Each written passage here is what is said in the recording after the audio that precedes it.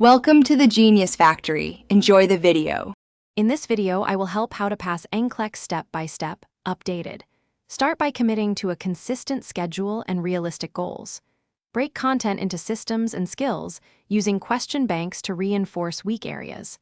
Prioritize active recall, timed practice, and detailed rationales. Build endurance with full-length practice exams and simulate testing conditions. Finally, review missed concepts and repeat targeted questions until you feel confident and steady. Create a weekly routine that blends content review with active practice and spaced repetition. Start each day with targeted question blocks, then review rationales and weak points. Reserve longer sessions for critical systems and pharmacology, and mimic exam pacing with timed sets. Track accuracy trends to focus the next week's plan, and include light review and rest to prevent burnout. Consistency matters more than cramming for lasting retention and confidence.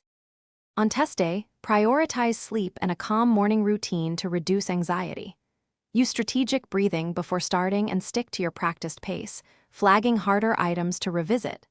Trust your training, use process of elimination, and avoid changing answers unless new information warrants it.